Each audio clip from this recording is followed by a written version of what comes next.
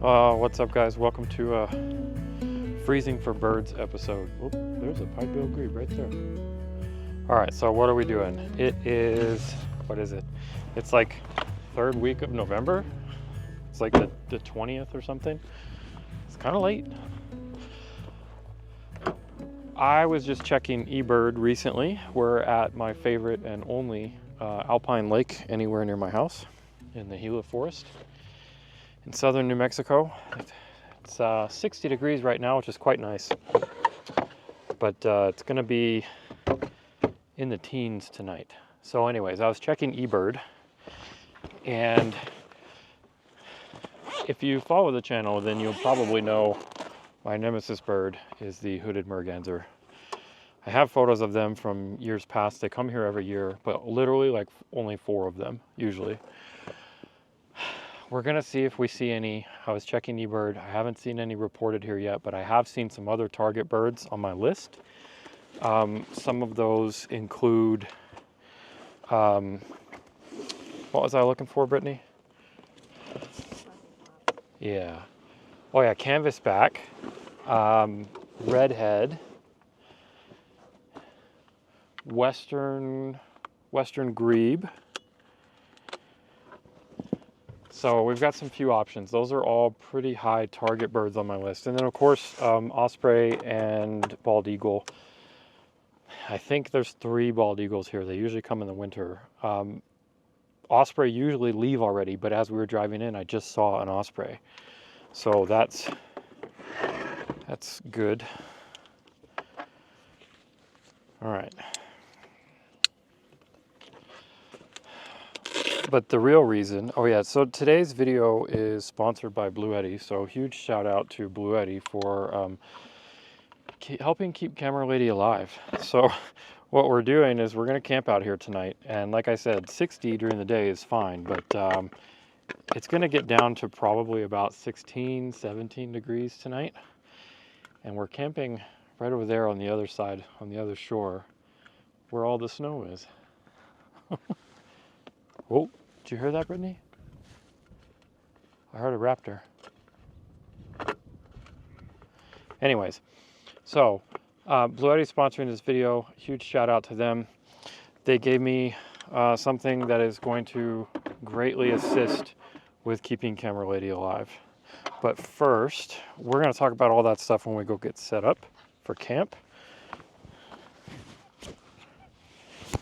But first, I saw some really cool backlight opportunities right here, and I want to go see if I can get that redhead, and that there's a bufflehead right there too, kind of backlit. So shooting backlit against water can be really difficult, especially if the water's kind of choppy and yuckies. But if you put a little bit of effort into it, you can get some cool stuff, because the sun hitting the water reflecty bits back here is going to give me some good chance for bokeh. So what I'm envisioning is this duck with a bunch of shinies around it and maybe looking a little holiday-ish. We'll see.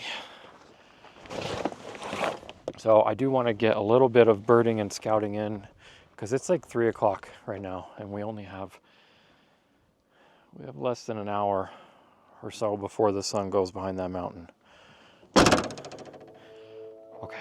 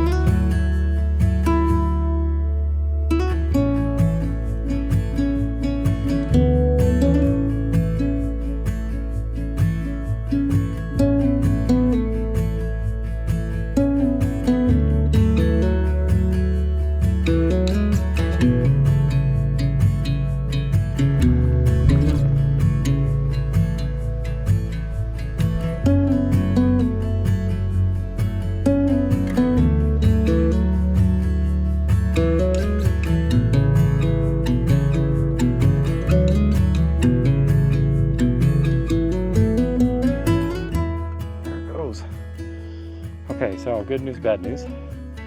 We got the redhead in the sparklies, I think. Got grebe, western grebe, sorry. I think it's a western grebe. So I think I got some cool shots. The buffleheads, you know, the cool thing about buffleheads is they're iridescent and it's really cool to photograph. Out here in this light, it's going to be backlit. It's impossible to get their iridescence. So I need the sun behind me or a little bit to the side. So I'm probably not going to get that right now.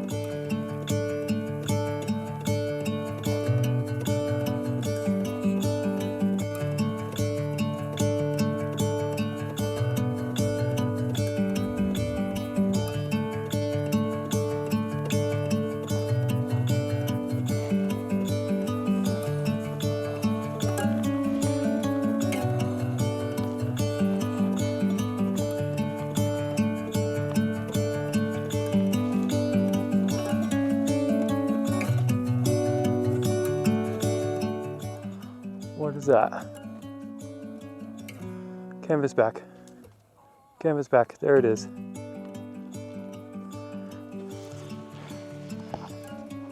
God, that was so far away. Too far away. But it's there. Oh, that one might work. Too far away and it was backlit. Okay, canvas back confirmed. That's a good sign. Oh, there's a bufflehead right there.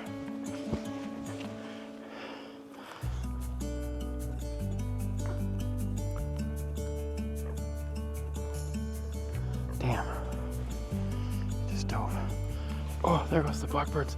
They're coming right at me. That was too close. Oh.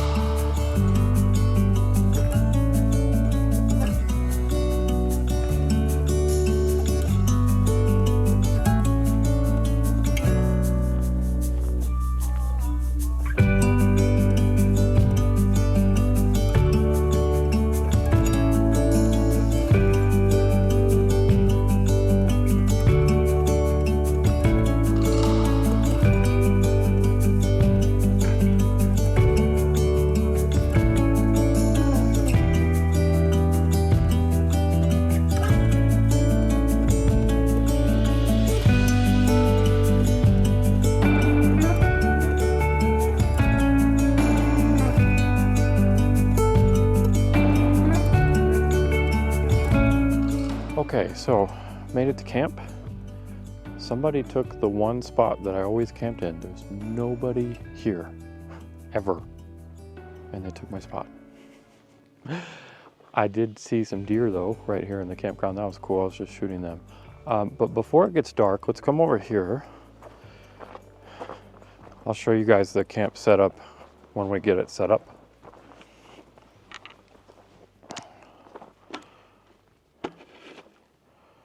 So sponsored by Bluetti, already mentioned that.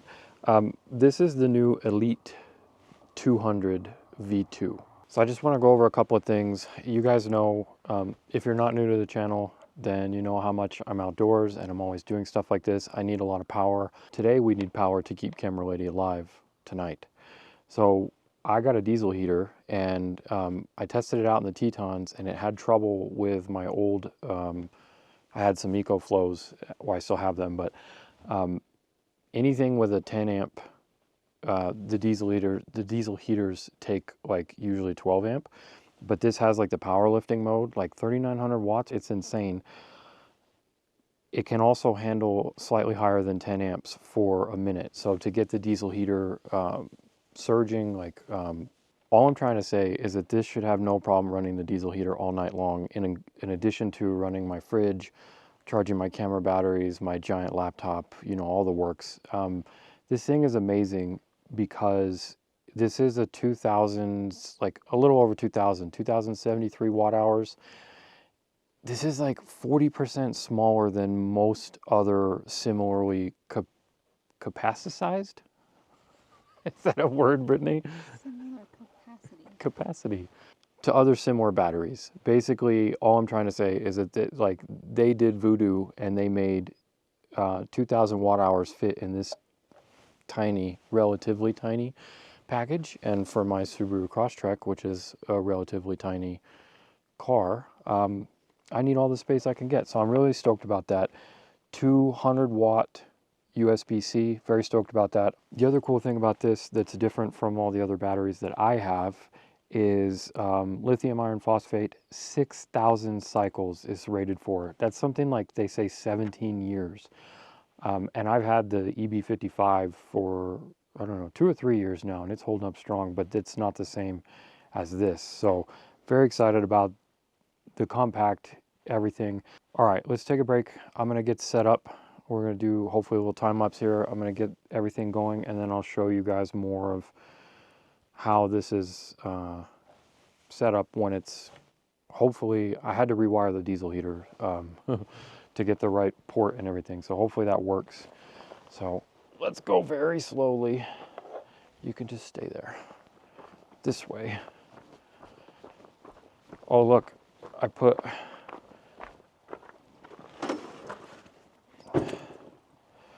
this new rack out here for the diesel heater. So you probably know, like, it's common sense, like putting things with fuel inside your tiny cars, just not the best idea. So I got this little hitch mount, and it's cool because I can leave it here and run the exhaust pipe out, and then I'll run it up there. Anyways, I'll show you guys that whole setup once we get ready to roll.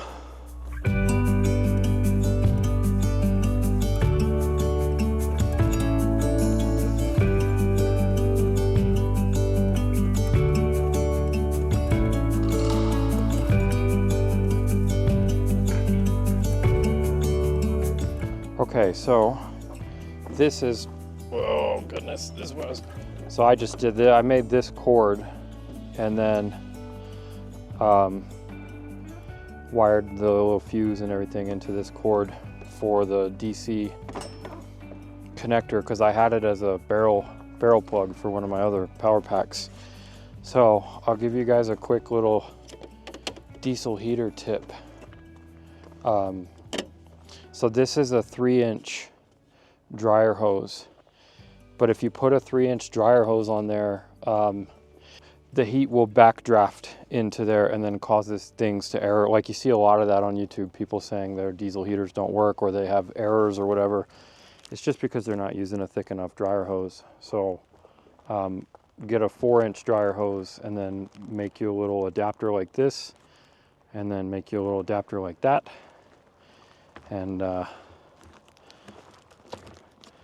3-inch is in there, so that works perfectly. It just slides right in. So now on this FSR, we have 2 heater ports. Oh, where's that thingy, Brittany? That was the part. Yeah. So this just goes on there like that.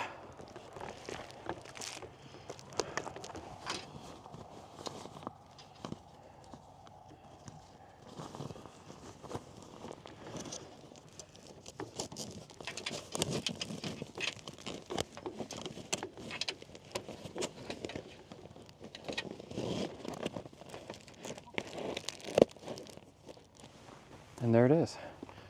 And please take note, I put this on camera lady's side.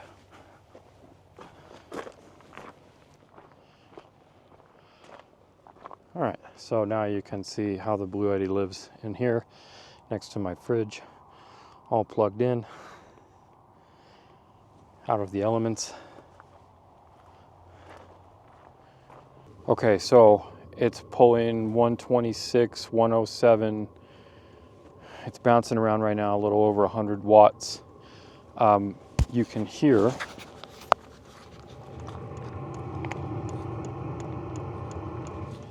so this is the sound of it priming, and this is the part that other smaller batteries struggle with.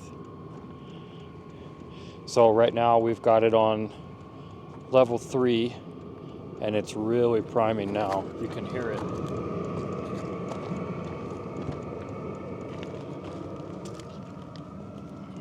So now it's pulling 130. I think it tops out at like 140 something, but then it'll drop real low and it's going to drop back down to like between 10 and 20 watts. And then it'll be able to, you know, this thing will run that. Right now, so it's dropped down to 23 watts. And right now it says it'll run it for 99.9 hours. So I think we're good. Okay, so for dinner we got some andouille smoked sausage with some jambalaya. Just a one pot easy thingy, but I get to try out my new campy thing, my new set. It's been in my car for months and I haven't used it yet. So we've got fire pit over here.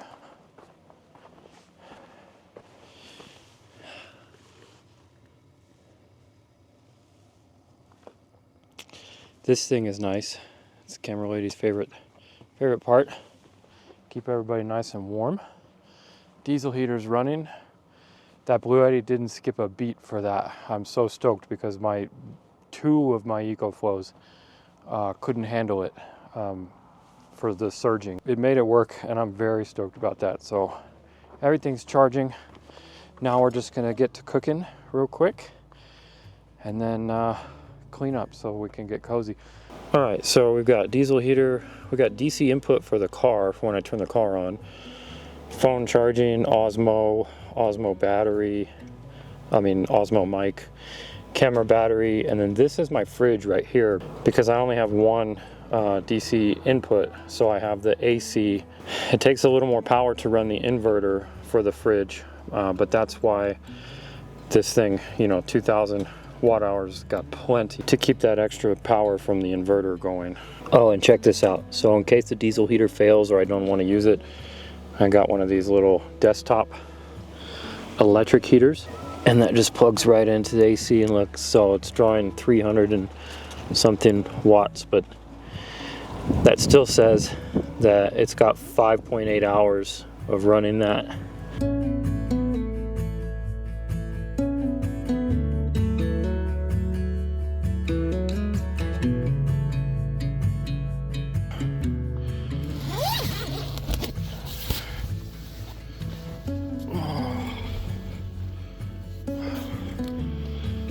Light's still on.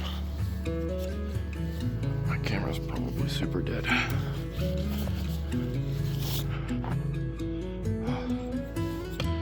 I'm pretty sure camera lady's still alive. I saw movement. Okay. Alright, well, diesel heater's still running. I just turned the car on. 18 degrees. The Osmo just came on and told me that the temperature is too low for the little battery pack that's in it. The extra battery pack that charges the Osmo that clips in. Oh, and look at this. My camera's a little bit frozen. Alright, let's check on the diesel heater. Almost empty.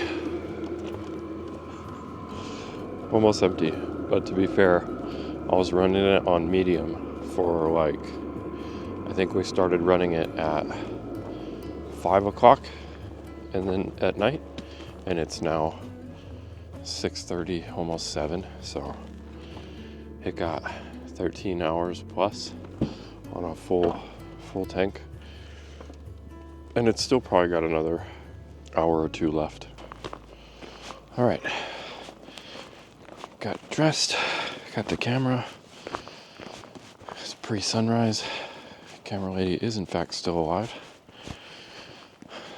Kind of a game changer with that diesel heater, being able to keep everything warm inside the tent, not just us, but getting dressed inside the tent where it's warm, and having your shoes and all that kind of stuff in the tent where it's warm. Camera batteries. Not having to sleep with camera batteries in my pockets, which is the trick if you don't have diesel heaters, put your camera batteries in your pockets and then put them in your sleeping bag. But I didn't even need a sleeping bag. Just had a little quilt.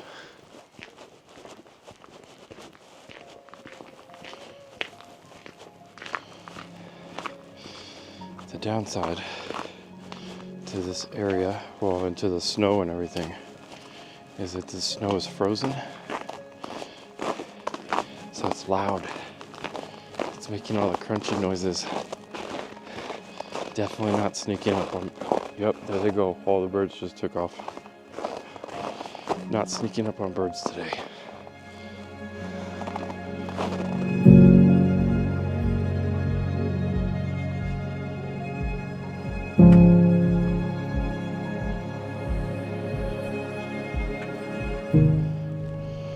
Alright, well, it's super misty out here because of the water.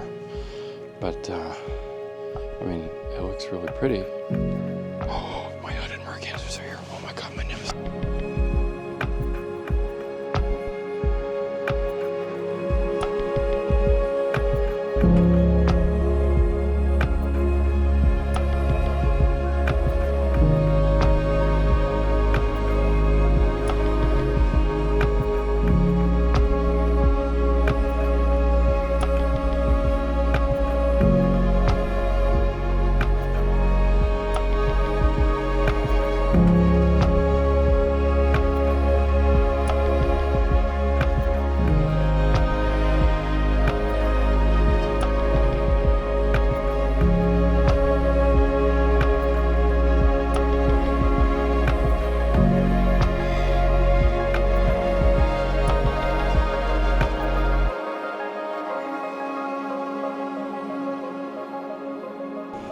Alright, made it back to the car. Got some tea going in the jet boil. Got the fire going. No condensation anywhere on the tent because of the diesel heater. I did use all of the fuel though. Like, there's a little bit left, but camera lady just turned it off a few minutes ago. That's highly impressive. That's the thing that I like about the diesel heater, is that it is a dry heat, you know. You can't, unlike the propane and stuff, that's a wet heat. So you can actually dry things out, dry yourself out, keep the tent totally dry. So now when I put it up, I don't gotta worry about anything. All right, let's get some tea. I'm gonna pack everything up.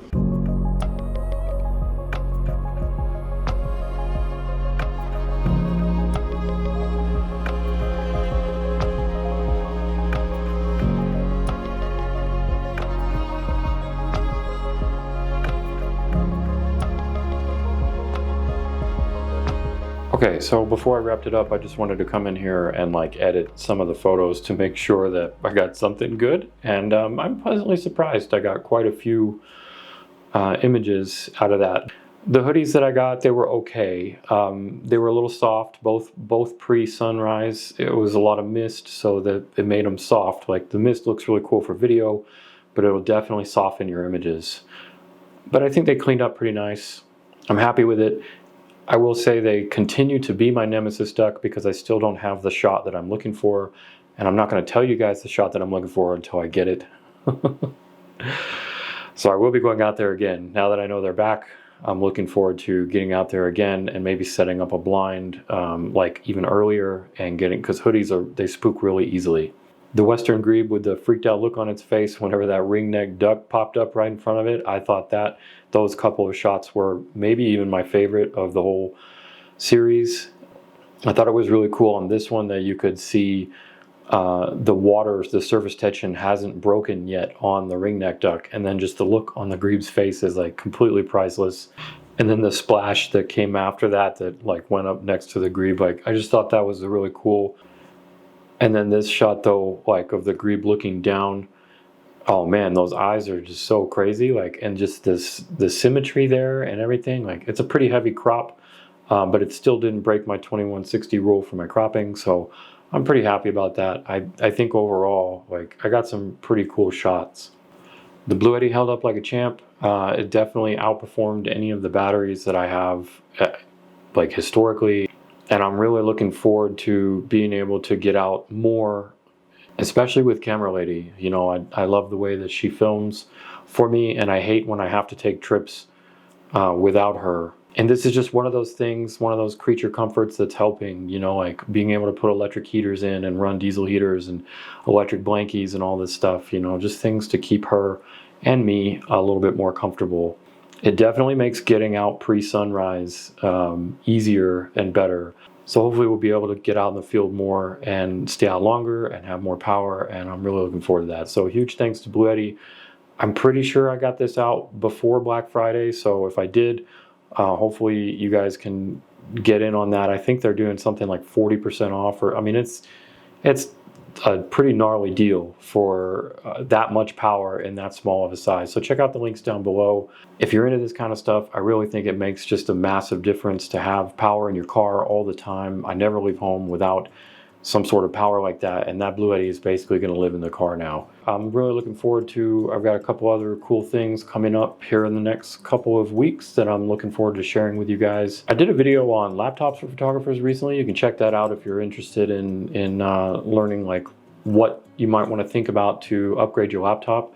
Black Friday's around. I've got some links in there for some of my recommended laptops at different budgets for photographers. And then just all the affiliate links down below. That's just like the best way, you know, if you're thinking about buying anything for the holidays, even if it's not something that's in the link, just clicking on that link, it makes a massive difference for us, for creators. It's one of the easiest ways you can support us. And I can tell you right now that Camera Lady and I really appreciate everything that you guys do, even if it's just watching and giving us your time and hitting that like button for us.